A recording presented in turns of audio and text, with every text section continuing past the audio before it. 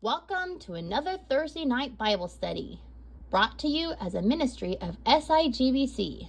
As we continue tonight, talking on the subject, part 3 of the fruit of the Spirit is self-control under bearing fruit for Christ in our lives as believers. So we've already covered the first 3 observations from the scriptures today. First being self-control most certainly involves the choice to practice self-sacrifice. In other words, it probably isn't going to be easy. It probably is going to involve eliminating old habits. It's probably going to involve developing new habits, but it's going to involve the choice to practice self-sacrifice. That's what self-control is based upon. And that's why Jesus said in Luke chapter 14, if anyone comes to me and does not hate father or mother, wife and children, brothers and sisters, even their own life, such a person cannot be my disciple. And whoever does not carry their cross and follow me cannot be my disciple. In other words, self-control most certainly involves a choice to practice self-sacrifice. The second thing that we looked at was that self-control is best motivated by counting the cost of both merits and demerits of a given choice. So when we see the merits of the hard choices that we make and the demerits of the easy choices that we might make, then self-control is more easily motivated. And so we talked about the importance of calculating risk, doing a cost-benefit analysis, weighing the pros and cons in order to actually maintain a heart and a life of self-control. Jesus talked about the guy who wanted to build a tower, and he was supposed to sit down and calculate whether he was going to be able to have enough money to finish the whole building. Otherwise, if he just started randomly building and then ran out of money, then everybody would laugh at him because he started something that wasn't able to finish. Self-control involves the ability to decide, this is what I'm going to do, and then follow through with that. We'll talk in just a little bit about the 90-day Bible reading program that we are on and how self-control enables one to finish, and lack of self-control makes it pretty much always impossible to complete. Now, that's not to say that people who start the 90-day Bible challenge and don't make it are lacking self-control. That's not to say that people who start the 90-day Bible challenge and do make it are people who have self-control. That's not saying that at all. It's just an example that we'll use later about self-control, the importance of self-control being counting the cost. In other words, it's before you start the 90-day Bible challenge, it's going to be involved 45 minutes a day of reading. You got to be aware of that. We'll talk more about that in just a little bit. So the illustration of one who wants to build a tower, and then the illustration of a king who goes to war against another king with 10,000 people coming against him, 20,000 people, and doing a cost-benefit analysis and weighing the pros and cons, and then deciding the course of action based upon that decision. Third thing we saw is that self-control is something that is both decided upon and then can be improved upon. So we make the commitment to practice self-control, and then as we are able to develop self-control, then it becomes easier to practice greater self-control, and it becomes easier to practice even greater self-control. As we begin practicing self-control and have small victories, they lead then to larger victories. And so we read in 2 Peter, for this very reason, make every effort to add to your faith goodness, and then add to your goodness knowledge, and then add to your knowledge self-control, and then add to your self-control perseverance, and add to your perseverance godliness, and add to your godliness mutual affection, and add to your feeling of mutual affection genuine love, self-sacrificial love for others. And so self-control is something that is both decided upon, and then it can be improved upon as we go along. Our final observation today is number 4. Self-control involves drawing lines for oneself Because a person who lacks self-control is like a city whose walls are broken through, the Bible says in Proverbs chapter 25, verses 27 and 28. Without any lines, without any goals, without any idea of what we want to accomplish, self-control is meaningless. Because it is only when we say, okay, this is what I want to accomplish, and this is what I need to do in order to accomplish this, and the self-control comes in so that we choose to do that over doing something else. It is not good to eat much honey, nor is it honorable to search out matters that are too deep. Like a city whose walls are broken through is a person who lacks self-control. So, honey is delicious, but too much honey is disgusting. And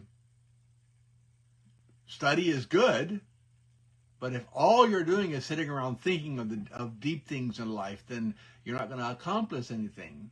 You're not going to be able to serve other people. You're not going to be able to meet your own needs. And so it's basically self-control has to do with not going overboard in the good things that we might enjoy in life, in addition to not doing the things that we should not do in life. So, for example, as I mentioned a minute ago, we have, as a church, been doing a 90-day Bible reading program for the past 12 years or so. We do it once in a while, just randomly. Whoever wants to join, joins in. And we do it once or twice a year, usually. And some people join, some people don't. And what we always say is you are no more godly if you do the 90-day Bible program, and you are no less godly if you don't. It's not a matter of how godly you are, how good you are. It's just a matter of what do you want to commit yourself to doing.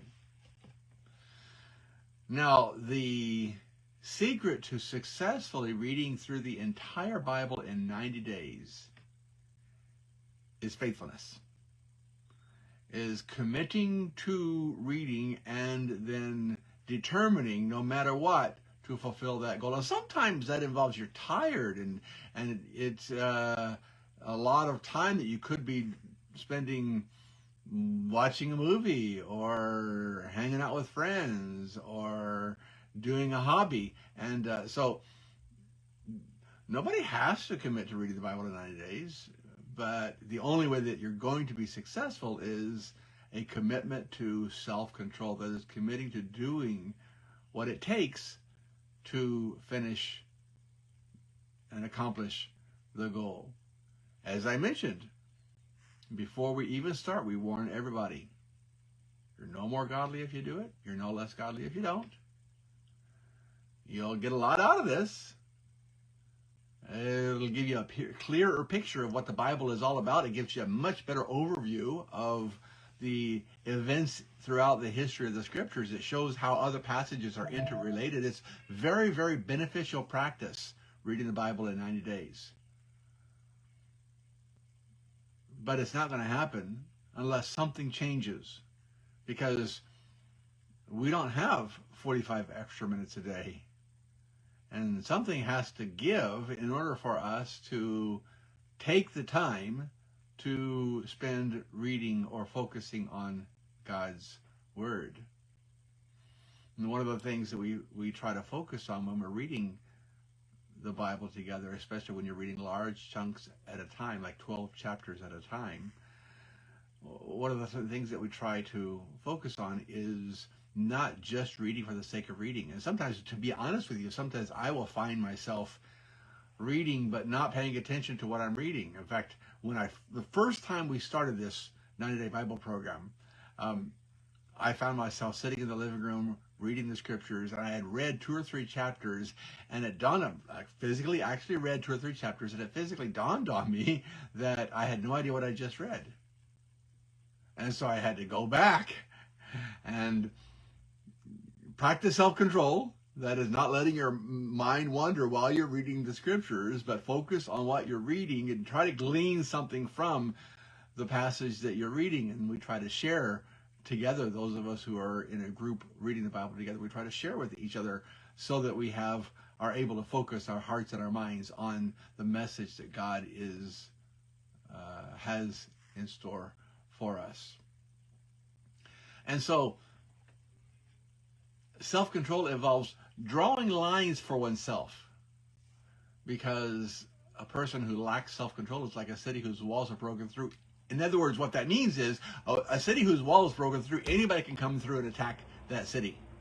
Any army can come through and conquer that city. And so a person who lacks self-control, when someone says, hey, let's go out to eat, hey, when someone says, hey, let's watch a movie, when someone says, hey, let's do this game together, there are all kinds of things that unless we have a heart that desires to accomplish that which we have committed to do, there are all kinds of pardon me, there are all kinds of things that can come into play. And so a city whose walls are broken through, like that, is a person who lacks self-control. And so we can't let things interfere with what we have committed to do with our lives. The reality is that self-control is about doing that which we have committed ourselves to do. Remember when Jesus said earlier to his disciples, if any man will come after me, if your desire is to come after me, if your desire is to follow me with your life, then this is what's going to be required in order for you to successfully commit to following me with your life. If any man would come after me, he must first of all deny himself. The things that the flesh naturally desires. Whatever goal we have to practice self-denial, actually, in practicing self-control. Most of you probably remember that about 3 years ago, Deb and I had a physical, and there was a diagnosis of slightly high cholesterol. It was on the lowest end of high, so it wasn't a serious thing, but the doctors were concerned, and they said you need to lower that cholesterol. And so we decided to go on a 90-day cholesterol lowering diet. And we did all the research and looked at all the foods that were beneficial for you, and all the foods that were helpful in lowering cholesterol, and all the foods that were involved in maybe raising your cholesterol, and exercise and sleep. And we studied all the things that seemed to be beneficial to lowering cholesterol. And then we started doing it. And after 45 days, I decided, all right, I'm going to go to the doctor, see how I'm doing, because it was a 90-day cholesterol reducing diet, but we had been very, very, very, very faithful in maintaining that which we had committed. Nobody told us we had to do this, but we had committed ourselves to doing. And so after 45 days, I went to the doctor to check the results, and wouldn't you know, my cholesterol was about half of what it was 45 days earlier. And I'm not sitting here saying, oh, look at me, I did a great job practicing self-control. No, we have to practice self-control if we're going to accomplish that which we have committed ourselves to do. So which is why, as I mentioned, Jesus said, if any man wants to come after me, he must first deny himself, and then take up his cross. That is, deliberately choose to do that which is difficult, and then follow me. Do that which God in his word has encouraged us to do. Now, I say all this not to say I have achieved self-control, I have arrived, I practice self-control. No, I struggle in many areas with self-control. If you look at my office, it needs to be organized a little bit. And disciplining myself to make the time to clean the office is something that I was planning on doing after the Bible study tonight, actually. But disciplining myself to focus on cleaning the office is something that requires self-control. The reality is self-control involves drawing lines for oneself. Knowing that a person who lacks self-control is like a city whose walls are broken through, according to the scriptures. So the fruit of the Spirit, if we are walking by the Spirit, if we are being led by the Spirit, if we are keeping in step with the Spirit, then the fruit of the Spirit is going to be self-control. All right, we will conclude this study on self-control next week, and I'm going to read a rather long account, actually, of a guy who realized the need to quit drinking and then was able to do just that. Thank you for listening. You can also join us in person or live on Facebook every Sunday at 2:30 p.m. Japan time. This has been a ministry of Sakahogi International Grace Baptist Church.